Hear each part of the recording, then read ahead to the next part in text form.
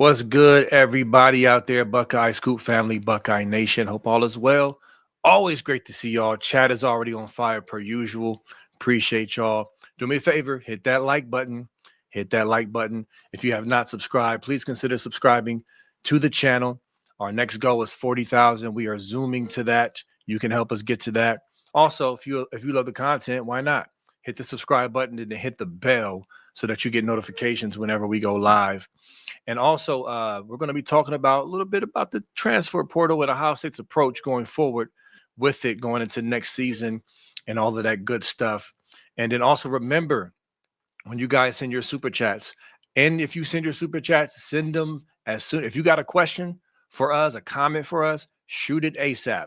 This is my coaching night, so it's a hard stop around 7:45. I help to coach my son's basketball team, so Coach Moses got to hit the road and get to practice. So send those super chats, and when you do, remember they go towards the pay it forward, which is the military, and our first responders. We're gonna look out for them because they always look out for us. Nevada Buck is also looking out for us with great information, sources, and goodies. What's up, brother?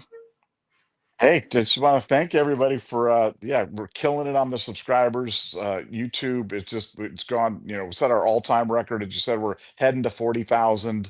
That's our next milestone. Also, if you like the thing, if you listen to the audio format on Apple Podcasts, give us a subscribe over there. Just nice and easy. Just hit subscribe. It's free.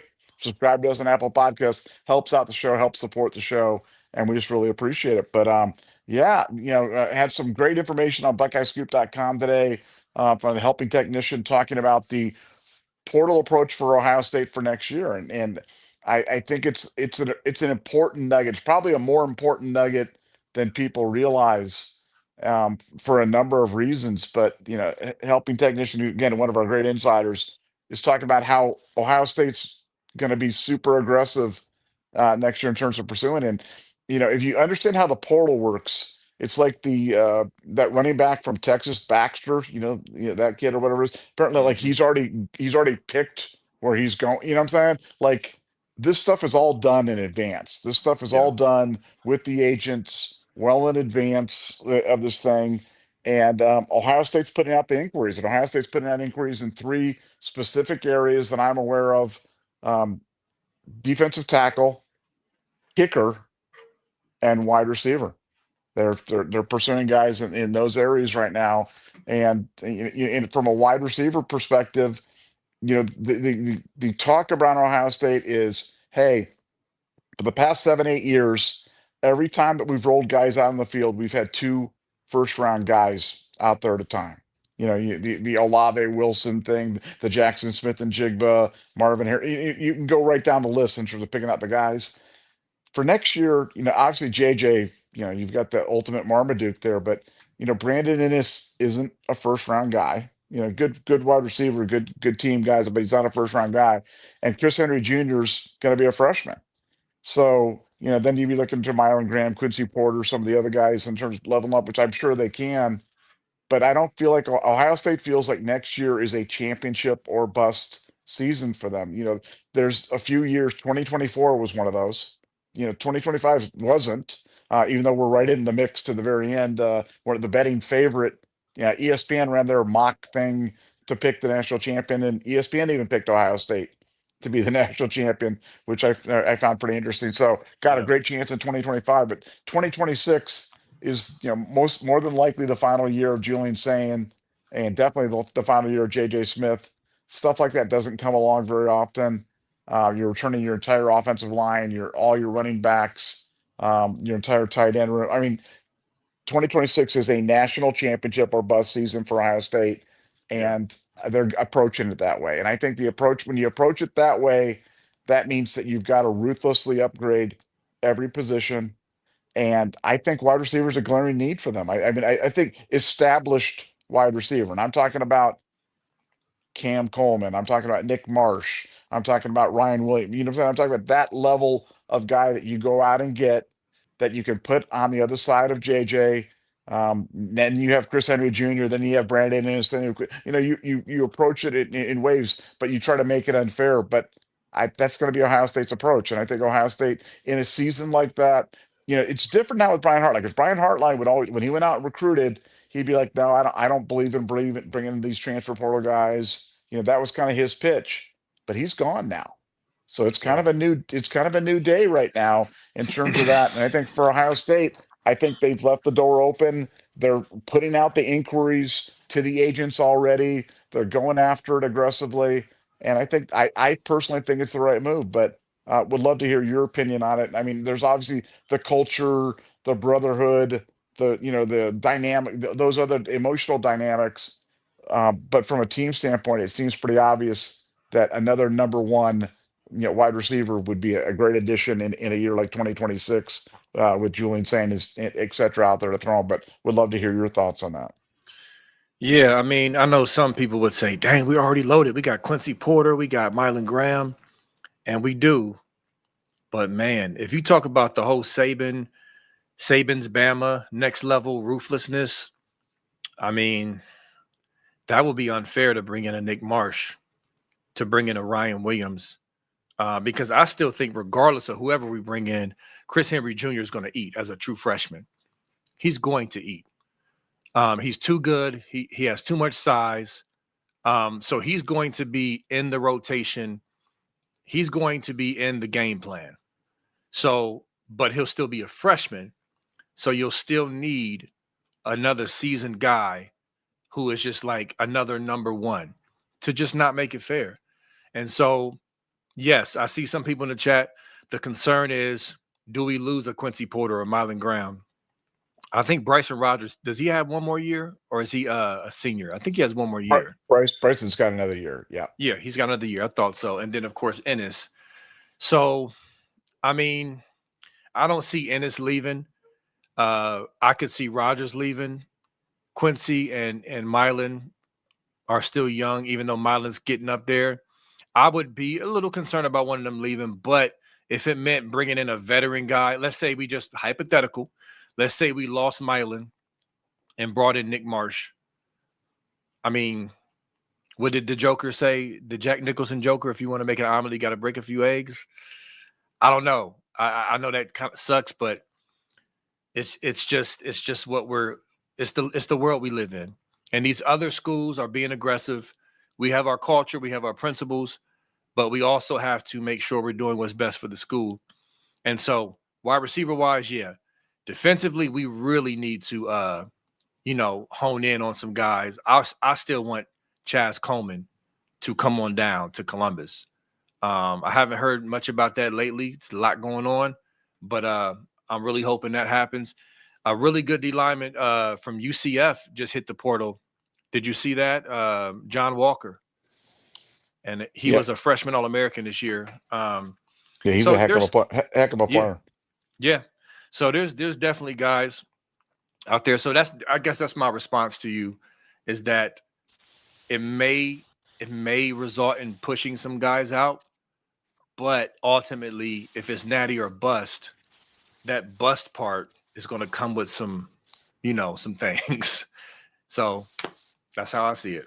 Well, I mean, I just look at it, it's kind of bird in the hand, and or I should say proven performance versus projected performance. Yeah, If you can get a proven performer like a Cam Coleman, like a Nick Marsh, like a Ryan, I know people are down on Ryan Williams, but I'm not. You know what I'm saying? I mean, I look at Ryan Williams as being a guy who's got the type of skill set, that small area of quickness, kind of a Jackson Smith and Jigba type of receiver that would pair perfectly with a JJ Smith on the other side. And I think he'd be tremendous. But any of those guys, or guys like that, look, we think Quincy can be good. We think Mylan can be good. Those guys are good. You know what I mean? So it's about, yeah, what you think you got, or versus what you can have. And I just think in the business of, the players all enjoy instantaneous free agency. Okay. So that's great for them. It's all about the kids. Remember that whole thing with NIL? It's all about the kids. And yeah, they can portal out anytime, or in the portal, when they can portal out, they can leave, they get money, they do this, that. Well, the downside of that is you can be replaced. You know what I'm saying? Like, for yeah, every yin, there's a yang. For every energy this way, there's energy that way. That's the one thing is, hey, that portability works both ways. People can portal in Yeah. a lot easier now than they used to, and that may cost you jobs. But I think from Ohio State's standpoint, if we're going to stay ahead of the curve, if we're going to stay at the, I mean, look what Ryan Day did with the quarterback position with with McCord and Will Howard. You know what I'm saying? I mean, Kyle McCord Yeah. was a top 10 quarterback in college football, the returning starter, and he sent him to the cornfield and got Will Howard.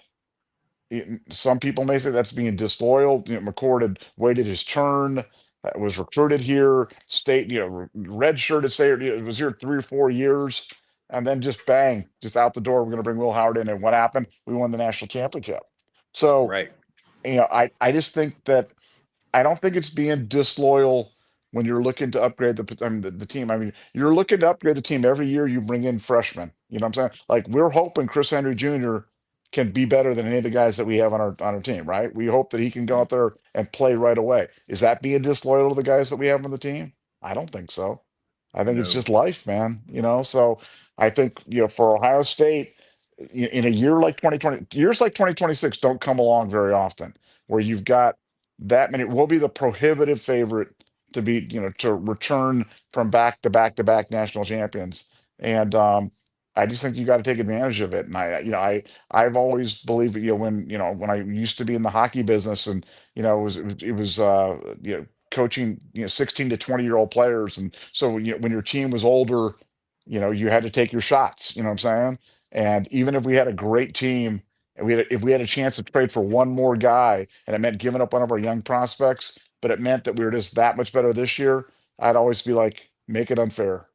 Just make Yeah. make it, what I'm saying? Let's just make it unfair. So I think for Ohio State in 2026, make it unfair, man. Bring in a defense, bring in the best kicker in the country. You and I should not be sitting here sweating every time we go to kick a field goal. And that, that's not being Mr. Mean.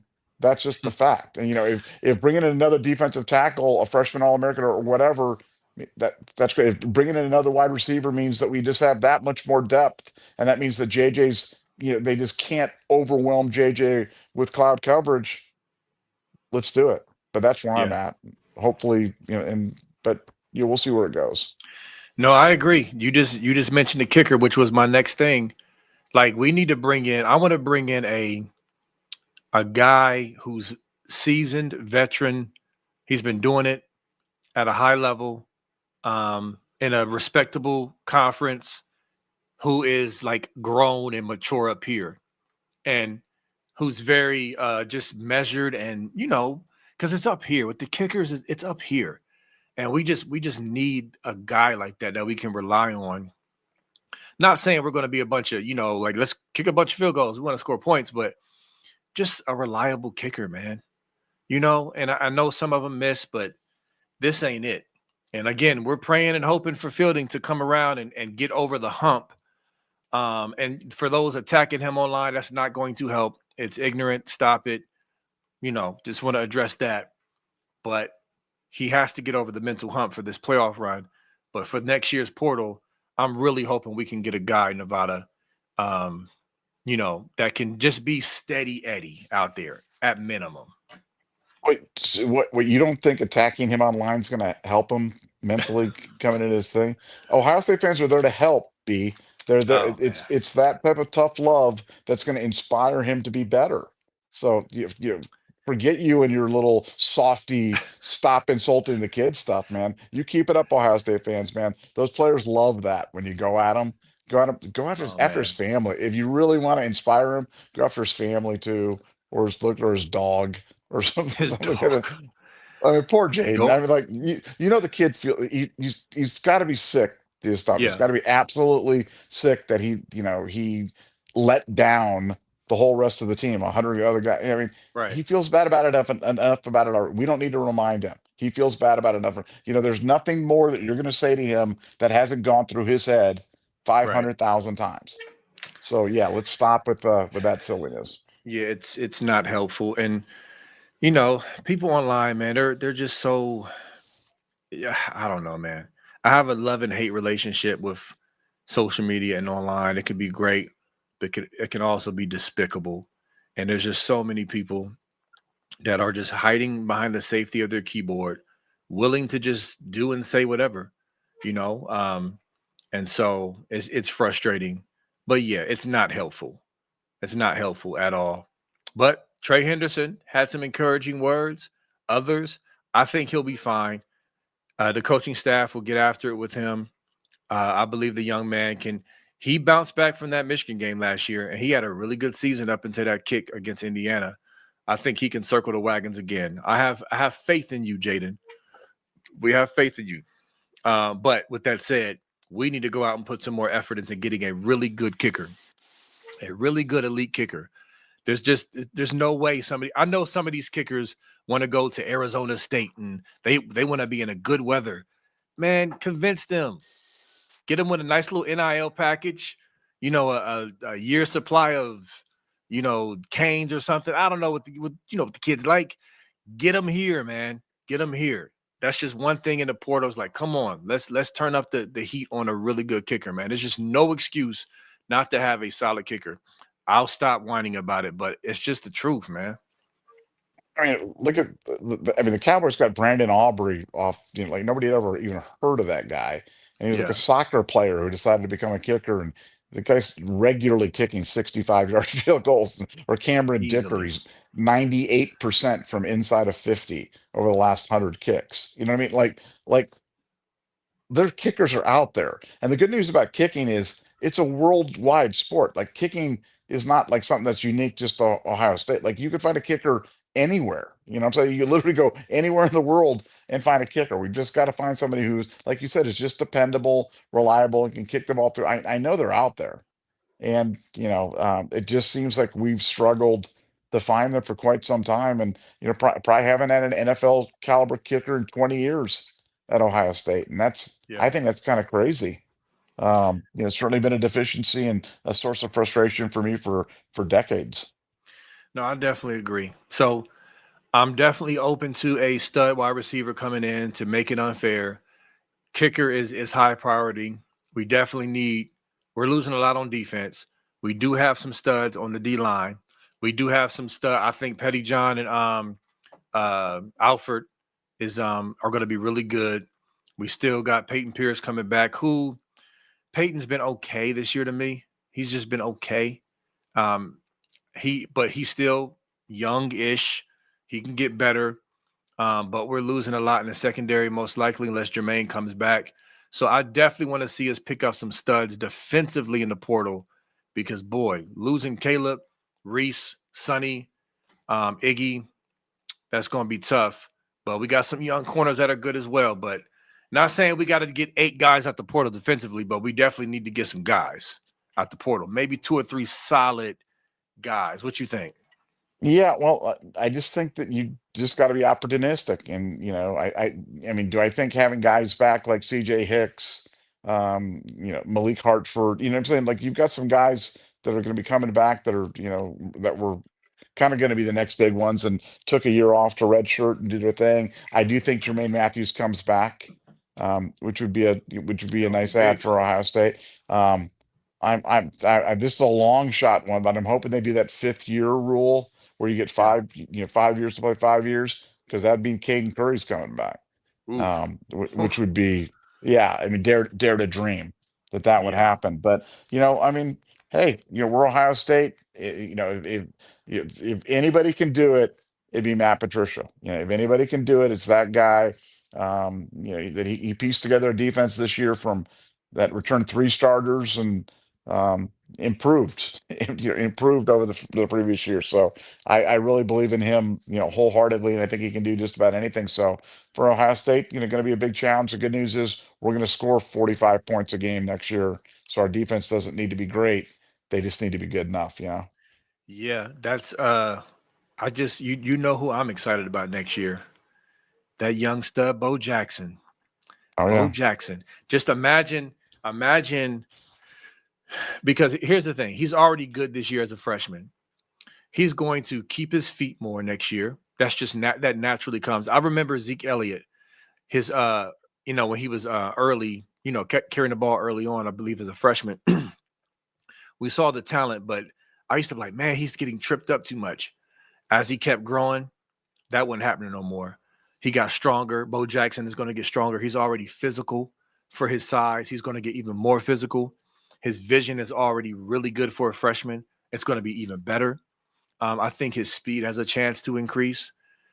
So I'm super excited about Bo Jackson in this backfield, along with all these receivers we got. It's just it's that to me that is just like wow. You talking about not fair? That's not fair.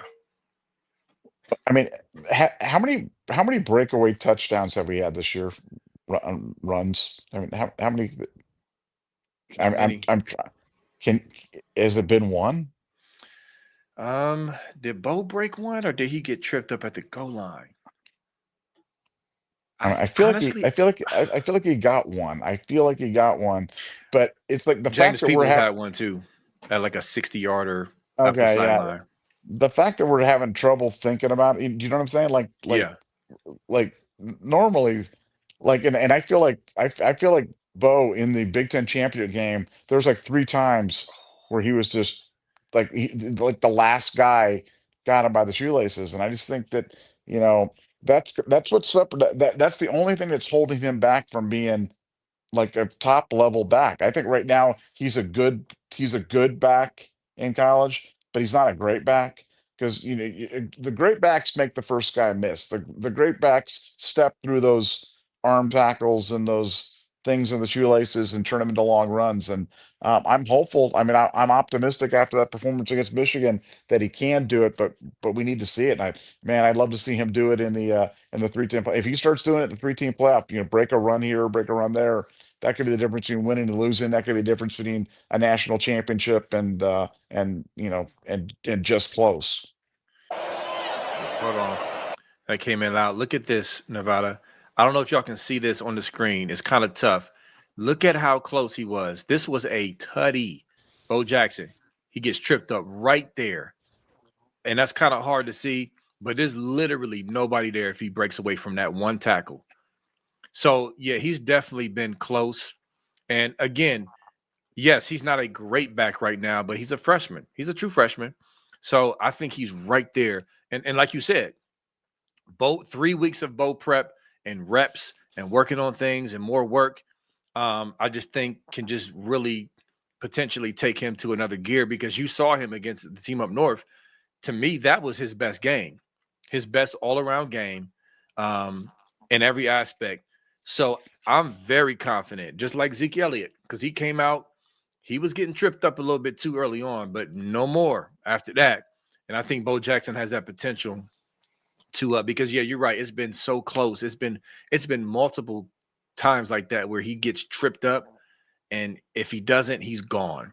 So yeah, Well, 3 weeks is an eternity, man. 3 weeks is it's almost too long. You know what I'm saying? When we've yeah, been playing just about every week, with notable exceptions with the buys and stuff like that, but we've been pretty much, go, go, go, go, go, and all of a yeah, sudden you take 3 weeks off. You know, um, I mean, there is a downside to that. I mean, the upside obviously is you get fresh, you get healthy, the bodies have a chance to heal. They're not to, but are we going to be a little rusty when we come out, after 3 weeks off? Playing against teams that have played. You know what I'm saying? So maybe they're a little bit banged up more or whatever, but they'll be fresher. You know what I'm saying? Because they'll have that chance. They'll have played games before they got to us. So yeah, I think it's gonna be very interesting. This year in particular is gonna be very interesting. Last year, all the bye teams lost, but I think that was really a subject to that overseeding, because those teams have been auto yeah, seeded, and that's probably where they got hit. It's going to be very interesting this year to see how do the teams that are coming off a 3 week bye, how do they fare? How do they do in the college football playoff? I think it's going to be absolutely fascinating to see how that works out because I can't, for Ohio State, 3 weeks off, man, you don't know what you're going to get. It's like Forrest Gump in a box of chocolates. You just don't know what you're going to get. I mean, I don't, maybe that'll be just the stuff that we need to put us the nitrous oxide fuel into our tanks, or maybe we come out, a little rusty, a little slow. I don't know. I'm gonna be there. I'm gonna be there with B Moses right next to me there at the game. So I'm excited about that. But Hey, I hope the Buckeyes come out firing. Yeah, yeah. I mean, this definitely the challenge. I mean, I love that Ryan Day. First of all, he's mentioned this publicly a couple times about the whole how the seeds that got the buys last year all lost, and what can we do to prevent that? He's all over that, and of course he's all over making sure they don't come out flat. So if anybody can go get over that hump, is Ryan Day. Let's jump into super chats for the sake of time. Notoriety TV, thanks for the 4.99. Nobody talking about us not using Donaldson in the red zone. So I think we use him in the red zone against the team up north, didn't we? But not Indiana. I don't think he was used. Do you remember him being used? I think you have a point, Notoriety. Yeah, no, and look, let me tell you how I would use CJ Donaldson. I would use CJ Donaldson where you line him up and you run that kind of velocity handoff with him where the quarterback's kind of going towards the line. CJ is going towards the line, just hand him the ball, and he Yeah. just fires in there as hard as he possibly can. That you'll get a yard. You might not get a lot more than that, but you'll get a yard. I don't like the slow moving stuff. I don't know if you saw what Indiana was doing when we were running the counters. What they were doing when they were running the counters was the guy was kind of stopping and kind of lighting up Hinsman, and the other guy was looping around back to where he was supposed to be going to, Yeah. and that's how they were blowing up the plays. They were really well coached. They had kind of sniffed out how we ran that counter action. But most of the time, I went back and counted. It is as painful as it was. Most of the time when we were in those big sets, we were rushing. We had 8 blockers against 10 defenders. Yeah. We were trying to block 10 on 8. So just do the math on that, B. If all 8 guys collapse their guy perfectly, nobody gets beat, right? That means you have 2 free hitters coming That's it. I off. almost had it. I almost had it. You almost had, I know you almost had, I could see the little wheels moving around the head, but yeah, but serious. I mean, B, Yeah, that's it's bad. 10. That's It's bad. so bad. It's 10 versus 8 because it just the math just does not work. And for Ohio State, they were getting blown up. Guys were getting blown up the line, and it's simply math. You can't make that work when you don't run the quarterback, and that's the difference. And for the one year last year that we ran the quarterback, Will Howard, we win the national championship, 6 rushing TDs. This year, 0. The years before, 0, 0, 0, 0 for 3 years in a row. I think you've got to rush the quarterback. I put this on the board, but last night Justin Herbert, who's the franchise for the Chargers, in a regular season game where he's got a broken left hand, a bleeding arm in overtime, he takes the ball. What he not only once, twice he keeps on the zone read. The Eagles collapse inside and he goes around the end for big gains both times because they weren't expecting him to carry the ball. If he can do that, Julian Sang can run the ball every now and then. Let him Yep. keep some of those keeps. If he would have kept, he would have walked in. Absolutely walked because they're not even accounting for him anymore. And teach him how to slide, man. If you worried Yeah, about him getting banged up. exactly. Yeah. Mr. Apollo, thanks for the 2025. B Moses had to get off your Facebook page. The Goofy Busters trying to taint a title because we didn't win the Big Ten. How many titles does OSU have? Child, please. They are not used to success. It's mocking up what intelligence they have left. So Nevada, I posted a little clip, like a little real clip of me. Remember yesterday I was talking about how Yep. or was it you said what? I said, yep, I Uh, remember. when I said, let them wear our princely robes. I think that was on Sunday, right? And I posted a clip of Akeem saying it after I said it. It was just it was a fun post. Man, they are so butthurt, man. I mean, you got Team Up North fans and Indiana fans on there crying. You would have thought I was just the most meanest person ever. And even in that clip, I even said, hey, enjoy it. Good job. But we're looking to natties. So that's what he's referring to. And it's just so silly. Look, man, Indiana fans before the game was talking crazy, talking about we're going to lose by 20 and just being super arrogant as if they have actually been good all of our lives. And then now they want us to bow down and kiss their rear end. Look, we said good game. We said you won. Congratulations. We're not going to act like you just this is just what you do, like you like that for real. No, let's see. Good luck in the tournament. Let's see how it is to have a target on your back for the first time in your existence. We do this, okay? You won the game. Great job. We didn't play well, and we still only lost by 3 points, okay? If we see you again, it's going to be different. But in the meantime, you got to make it through the gauntlet. We've done this before. So chill, Indiana fans. You want us to just, oh my God, you're so great. We're not going to do that. Congratulations and move on. That's my rant, Nevada. Well, I don't know if you saw Indiana, their big defensive tackle, number 8, the guy's second in Yeah, the country in tackles for losses, injured himself celebrating after the game and is out for the season. yeah, I got to be honest with you. I, I can't muster up any tears for this. I can't. I wasn't rooting for him to be hurt. I'm not rooting for injury. I'm not doing anything, but I'm not going to sit here and tell you how sad I am about it because I'm just not. I'm not. I'd be yeah, lying. I pride myself on being honest in the show. Never rooting for a kid to be hurt, but like, hey man, when we lost Seth McLaughlin carrying a TV, nobody sent us any nobody flowers cried. or Nope. nobody cried for us, man. It was just like, suck guys, suck you. So I'm not going to sit here and lie and do the politically correct things. I'm so sad that I'm not sad, but hey, they've I agree. They're now the hunted instead of the hunter, and let's see how they react in the college football playoff. Good luck to you guys. Yep. Good luck, buddy. It's a whole different depth of waters here that we're used to swimming in. Are you? Roll, thanks for the 4.99. I see that we would play Georgia and Arizona. What percentage of the crowd do you think will be Buckeyes, and do you think it's a big deal? We love Arizona. There's a ton of Buckeyes out there. We always travel well. I'm assuming he's talking about the Fiesta Bowl. Like, I think we would do extremely well, Nevada.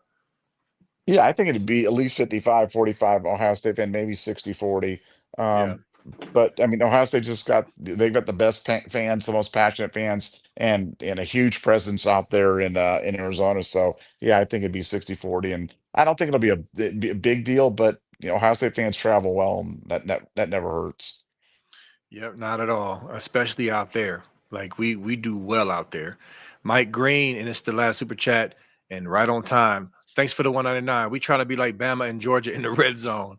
We need to be like Ohio State in the red zone and use our strengths, which is our wide receivers and our stud tight end, Max Clare, and free up some space, some running space for our stud running back, Bo Jackson. That's what we need to do. We got plenty of time until this bowl game to retweak and retool and rethink things and get it right, Nevada. Totally agree. Spread them out, single back, zone read action. Let's go, and that would be unstoppable around the goal line. But we got to get rid of this 14 stuff. Yep, and I think Ryan Day knows that, and I have confidence. And again, I don't think it's going to just be scrapped completely. I think we'll still see some heavy sets at times, but I don't think we're going to see it as much. I think that he sees the film just like we do, and it's just like, okay, enough is enough. We got to move on. But anyway, listen, about to go coach the boys up. Got our first game this Saturday. Got to get them ready to go. Buckeye Scoop family, Buckeye Nation, we appreciate you. We love you. We'll talk to y'all tomorrow. Peace and go Bucks.